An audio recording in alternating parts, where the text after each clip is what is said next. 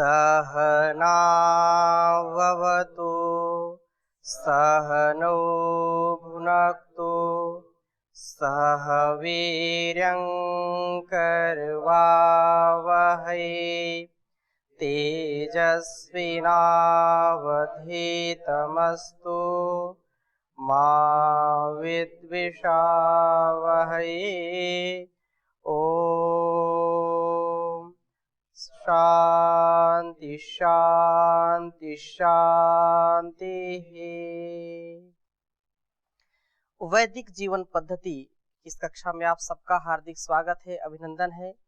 वैदिक जीवन पद्धति अर्थात जीने की कला, ऋषियों की पद्धति, वैज्ञानिक पद्धति, मानवीय उत्कर्ष को प्राप्त करने की पद्धति, ब्रह्मचर्य युक्त जीवन जीने की पद्धति, अनेक प्रकार से हम इसको समझ सकते हैं, जान सकते हैं। और विगत कई कक्षाओं से हम ब्रह्मचर्य के ऊपर चर्चा कर रहे हैं। अष्टांग योग के अंतर्गत जो ब्रह्मचर्य का क्रम आता है, उस क्रम का हम वैदिक ब्रह्मचर्य गीत अर्थात अथर्ववेदीय ब्रह्मचर्य सूक्त का स्वाध्याय कर रहे हैं, जिनमें हमने लगभग 5 मंत्रों का स्वाध्याय कर लिया है। बहुत ही हर्ष, बहुत ही उल्लास, बहुत ही उत्साह पूर्वक ऋषियों ने जो ज्ञान हमको दिया है, वेद वाणी के माध्यम से परमात्मा ने जो हमारे लिए उपदेश किया है, जो आदेश दिया है, उसका यदि हम पालन करते हैं, अपने जीवन में उसको आत्मसात करते हैं, तो हमारा जीवन धन्य हो जाता है और कोई दूसरा मार्ग नहीं है। इसको चाहे हम स्वयं अनुभव करें या जो पहले अनुभव कर चुके हैं, उनके जीवन से कुछ सीख करके हम अपने जीवन का जो अनमोल समय है, उसको हम सेवा में, साधना में, स्वाध्याय में लगा करके, संयम में लगा करके, सदाचार में लगा करके इस जीवन को उन्नत बना सकते हैं, इसको परिष्कृत कर सकते हैं, इसको उत्थान की ओर ले जा सकते हैं। नहीं तो पतन से कोई रोक नहीं सकता है। यदि हम ऐसा जीवन जिए जिसमें सदा सदा हमको हर्ष और हमको सदा स्नेह, परस्परता, सौहार्दता, कृतज्ञता, उत्साह का आधान हमारे अंदर रहे, इससे सुखमय जीवन और किसका हो सकता है। तो यह ईश्वर की जो वाणी है, ये जो वेद मंत्र हैं, हमारे जीवन में प्राण फूंकने का काम करते हैं। जो सच्चा जीवन जीता है, उसके जीवन में वेदों का जो संचार है, जो वेदों का संस्कार है, ऋषियों के द्वारा प्रदत्त जो ज्ञान का सार है, उसके जीवन का वही आधार हो जाता है।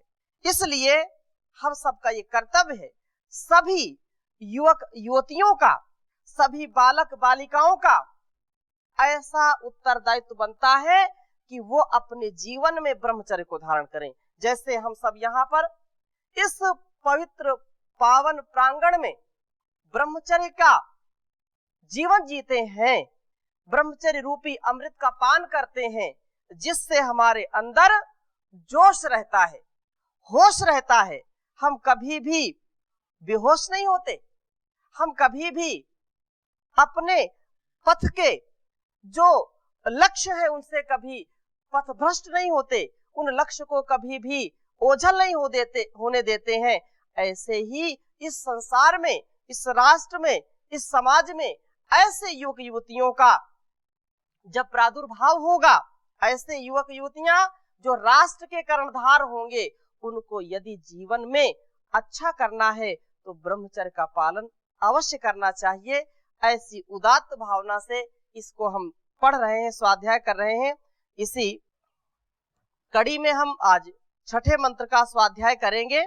तो मैं आपके समक्ष इसको लिख रहा हूं। बहुत ही उत्तम बात लिखी है।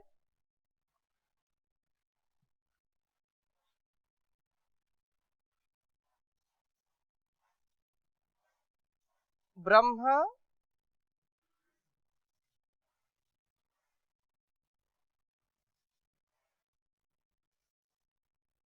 चार्येतिम समिधा समिद्धः।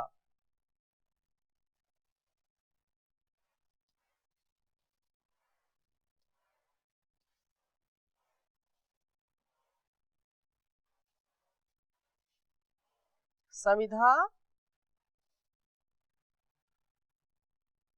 समिद्धः।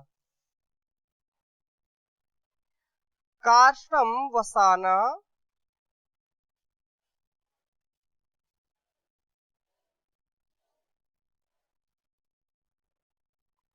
दीक्षिते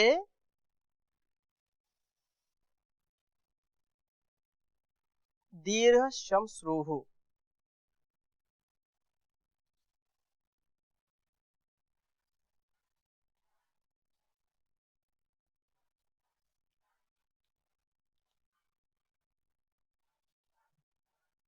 दीर्घ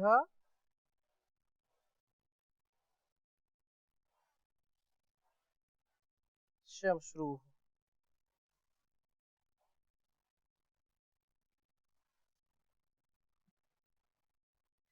स सद्य एति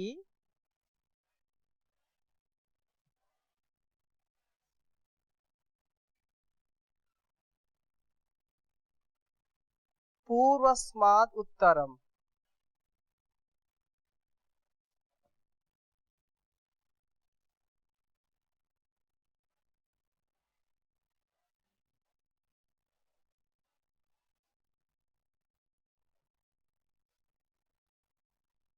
उत्तरम समुद्रम।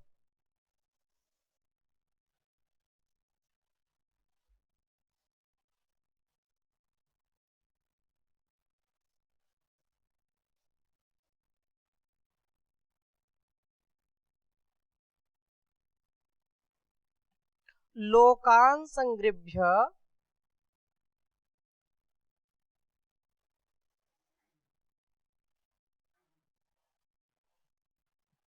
लोकान्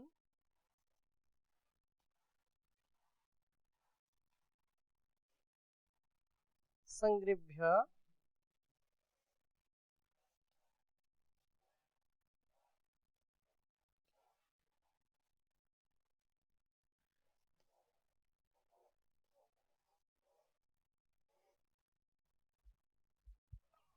मुहुरा चरिकृत।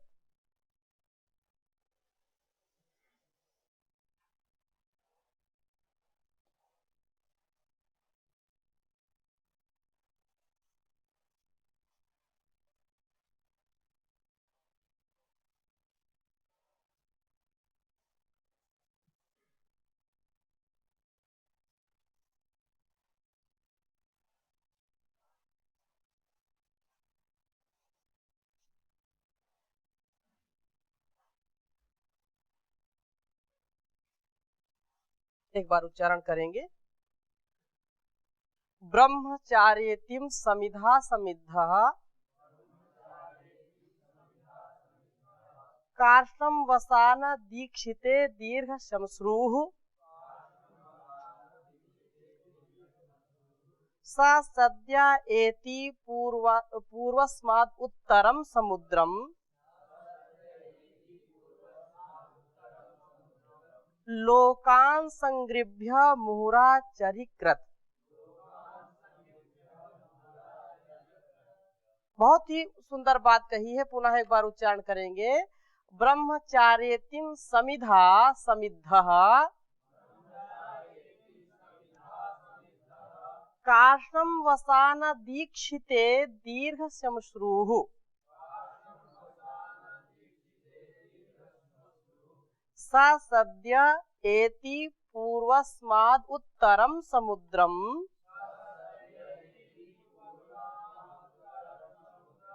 लोकान् संगृभ्य मुहुरा चरिकृत।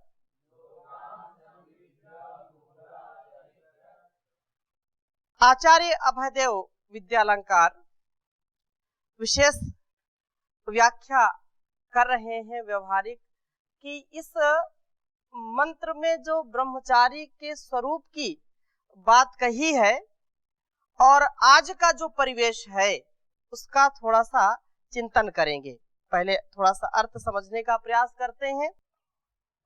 समिधा समिद्धः अर्थात समित होम से जान दीप्त हुआ, कार्ष्णम वसानः काला मृग चर्म पहने हुए, दीर्घ श्मश्रूः बढ़ी हुई दाढ़ी मूछ वाला, दीक्षितः व्रत ग्रहण किए हुए, ब्रह्मचारी एति ब्रह्मचारी आता है। सह वह ब्रह्मचारी, सह ब्रह्मचारी लोकान संगृभ्य लोक संग्रह करके, मुहु आचरिकृत पुनः पुनः चारों तरफ से कर्म करता हुआ, सद्य शीघ्र ही पूरस्मात् समुद्रात पहले जान समुद्र से, उत्तरम समुद्रम दूसरे उत्कृष्टतर जान समुद्र को एति पहुंचता है। यह एक साधारण से जो अर्थ हो सकता है उसका अर्थ बताया और आगे लिख रहे हैं कि ब्रह्मचारी आता है। कैसे आता है? अपनी तपस्या से उठ करके आता है। पीछे वाले मंत्र में हमने यही पढ़ा था कि वह ब्रह्मचारी क्या करता है, वह उठता है, तपस्या से वह उठता है। और इसमें बात विशेष कही जा रही कि वो तपस्या से उठ करके आता है। वह समिधा से समिद्ध हुआ जगत में आता है। उसने अपने साधना काल में जो प्रतिदिन अग्नि में समिधा दान किया है, उसके कारण वह शारीरिक दीप्ति से, मानसिक विद्युत से और आत्मिक तेज से युक्त हो जाता है।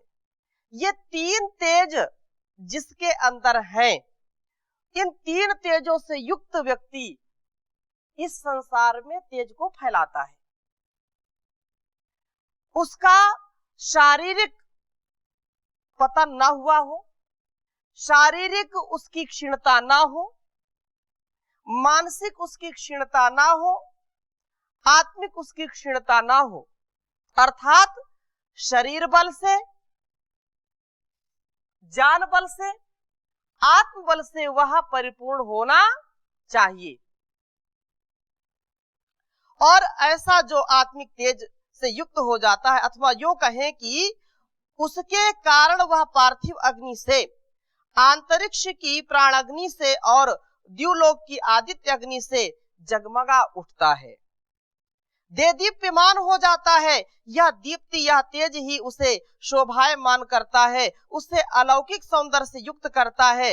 दुनिया के लोग रंग बिरंगे चमकीले भड़कीले कपड़े पहन करके अपनी सजावट करते हैं, दाढ़ी मुछ मुड़ा करके प्रतिदिन क्षुर जो है कृत्य करके अपना मुखमंडल शोभायमान रखना चाहते हैं। इससे उनकी सजावट या शोभा सचमुच हो जाती है या नहीं, यह संदेहास्पद है।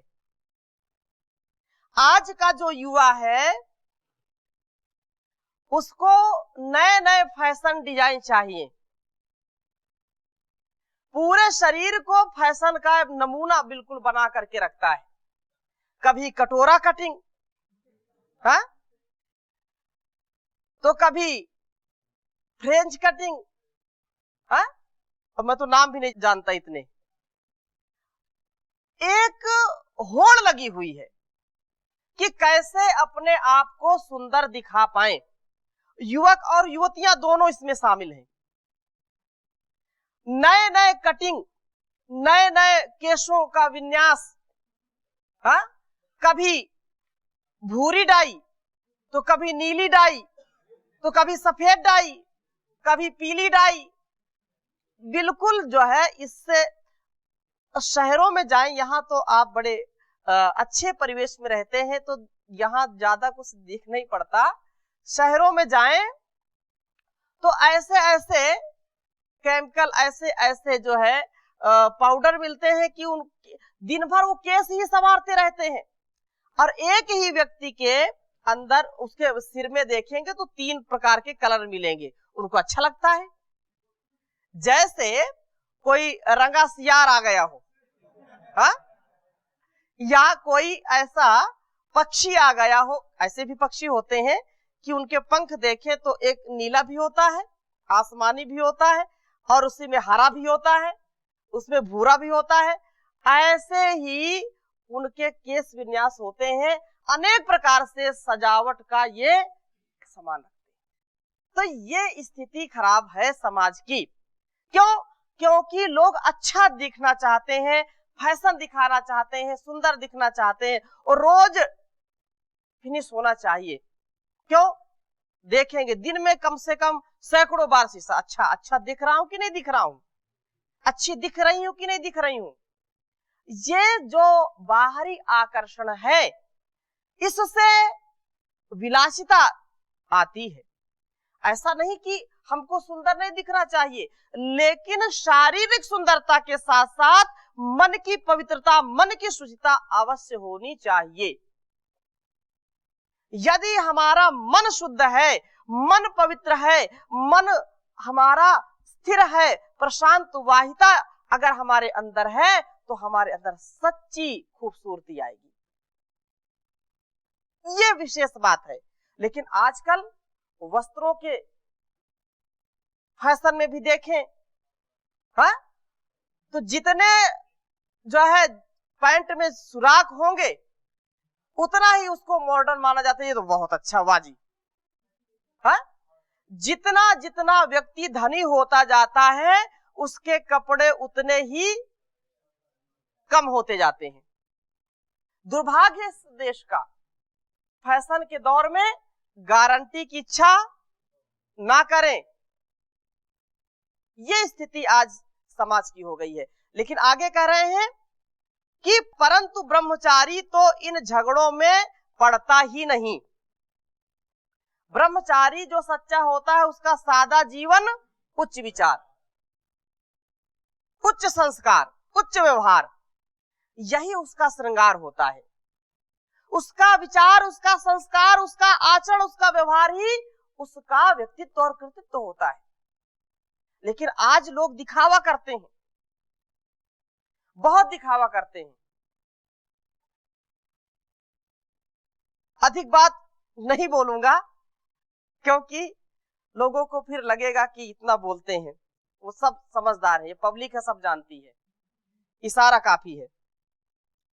तो ब्रह्मचारी तो इन झगड़ों में पड़ता ही नहीं है, और पढ़ ही नहीं सकता, क्योंकि वह दीक्षित होता है। वह गुरु के गर्भ में सब कुछ विद्या युक्त जो है सीख अपने जीवन में उतार लेता है, दीक्षित हो जाता है, दीक्षा से परिपूर्ण हो जाता है, इसलिए उसको दीक्षित कहते हैं।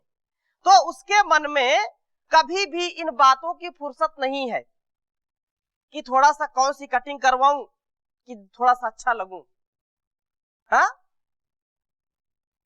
इसलिए वह तो स्वाभाविकतया दाढ़ी मुछ बढ़ाए रहता है।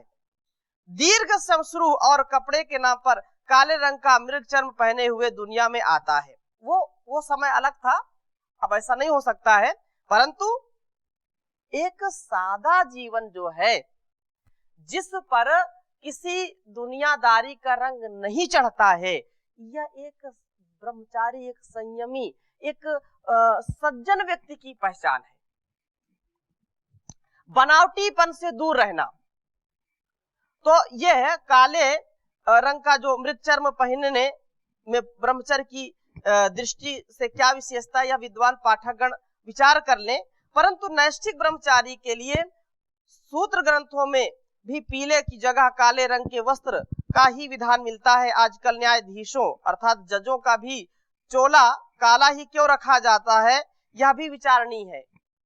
काला कोट पहन करके आते हैं, है? अधिवक्ता भी आता है और न्यायाधीश भी आता है, काला कोट पहनता है ना। अब क्या है इसके पीछे, ये तो उस पर शायद काले पर किसी का रंग चढ़ता नहीं है, चाहे लाल डालो, चाहे पीला डालो, चाहे नीला डालो, ऐसा है क्या? हाँ, तो जो भी हो, हाँ, तो यह आवश्यक प्रतीत नहीं होता, परंतु काले परिधान का वर्णन तो स्पष्ट प्रतीत होता है। इसी तरह दाढ़ी मुछ रखने से सादगी और स्वाभाविकता के अतिरिक्त कुछ भी और ब्रह्मचर्य की दृष्टि से अभिप्राय है कि नहीं, यह भी विद्वान अनुभवी लोग अधिक विचार कर सकते हैं। बालों को स्वतंत्रता और स्वाभाविकता के साथ बढ़ने देने से शरीर का विद्युत प्रवाह ठीक रहता है। यदि स्वाभाविक रूप से, क्योंकि ये अगर बिल्कुल साफ करने के लिए होता तो इसमें दाढ़ी मुछ की परमात्मा व्यवस्था ही नहीं करता। जैसे माताओं को तो दाढ़ी मुछ नहीं आते क्योंकि उनको आवश्यकता उसकी नहीं है, पुरुष वर्ग को आता है क्योंकि कुछ ना कुछ तो ऐसी परमात्मा ने व्यवस्था की हुई है। और विशेषकर ब्रह्मचारियों के लिए तो गुरुकुल के नियम के अनुसार आप वैसा करें, ऐसा ध्यान में रखें हमेशा। अस्तु, तो इतना तो स्पष्ट है कि ब्रह्मचारी को सुंदर कपड़ों और क्षुरकृत्य द्वारा सजावट बनावट करने की जरूरत नहीं होती। वह तो कृष्णाजिन पहने दाढ़ी मुछ बनाए हुए भी केवल समिधा से समिद्ध होने के कारण सुशोभित होता है। अपनी दीप्ति तेज जान से ही वह ऐसा शोभायमान होता है कि ये ही उसके कपड़े होते हैं। इसलिए गत मंत्र में जो है ब्रह्मचारी के लिए घर्मम वसाना तेज को पहने हुए कहा। ब्रह्मचारी में उसकी सादगी झलकती है, उसके स्वभाव में, उसकी वाणी, उसके व्यवहार में। जैसे आपको यहाँ पर मुंडन करने का एक विधान बनाया कि एक रूपता रहे, और आप इतना पुरुषार्थ करते हैं, इतना पढ़ाई करते हैं तो आपके ऊपर वो बोझ ना बने। इसलिए, और कोई जटी बनना चाहता है तो उसके लिए स्वतंत्रता है, लेकिन वह अनुकूल हो, तब अनुकूलता के हिसाब से कार्य है। बाकी महाराज श्री ने छूट दे रखी सन्यासियों को, तो विशेषकर चाहे जटी बनो चाहे मुंडी बनो, तो या तो जटी या मुंडी, बीच के नहीं, अधकचरा वाला काम नहीं। हाँ, कि जो है बीच में फैशन वाला जो काम है कि मुछ जो है मुड़ा ली तो बाल बड़े कर लिए, बाल मुड़ा लिए तो मुछ बड़ी कर ली, ऐसा फैशन उचित नहीं होता है। इससे फैशन से हमारे अंदर बहुत सारी चीजें ऐसी आती हैं और उससे जो है एक बार बार हमारे चेहरे में कोई वो तो नहीं, चिंता भी लगती है। अपने को बिल्कुल ऐसा सादा रखें, क्योंकि निश्चिंत रहें, निश्चिंत होते हुए अपने जीवन को जिए। आगे कह रहे हैं कि ब्रह्मचारी में उसकी सादगी, सरलता, शांति, धैर्य, तेजस्विता, दीप्ति, तपस्या आदि के कारण जो दिव्य सौंदर्य होता है वह ही उसे संसार के उन्नतशील लोगों के लिए अद्भुत प्रकार से सुंदर, प्यारा, आकर्षक बनाता है। यह ठीक है, ब्रह्मचर्य के इस सौंदर्य को बाह्य को ही देखने वाले लोग नहीं समझ सकते हैं। विशेष बात है कि जीवन में हमारे सादगी, सरलता का आधार होगा। और एक प्रार्थना बहुत विशेष है, बहुत ब्रह्मचारियों के लिए तो इसको जीने का एक फार्मूला इस प्रार्थना में है, और उस परमात्मा से, क्योंकि ये जो तेजस्विता है, ये जो हमारे जीवन का विकास है, वह परमात्मा के जो है विशेष अनुग्रह से है, उनके आशीर्वाद से है, उनके द्वारा हम चुने गए हैं। तो हमारे अंदर उनकी जो शक्ति है, उनका जो आशीर्वाद है, वो उससे हमारा जीवन तेजस्वी हो, ओजस्वी हो, सरलता, सादगी, परिपूर्णता, कृतज्ञता से हमारा जीवन भरपूर रहे। तो परमात्मा से प्रार्थना करते हुए कवि लिख रहे हैं, यही है प्रार्थना भगवन, मेरा जीवन निराला हो। ये प्रार्थना कौन कर सकता है? जो एक सच्चा ब्रह्मचारी है, जो अपने जीवन को उत्कृष्ट बनाना चाहता है, जो अपने जीवन में न्यूनताओं को मसल देना चाहता है, जो अपने जीवन की अपूर्णता को परिपूर्णता में बदलना चाहता है, परिपूर्ण होना चाहता है, और वह परिपूर्ण करने वाला परमात्मा उसको परिपूर्ण भी बना देता है जब वह पूरे उत्साह के साथ, श्रद्धा भक्ति के साथ उसका ध्यान करता है, चिंतन करता है।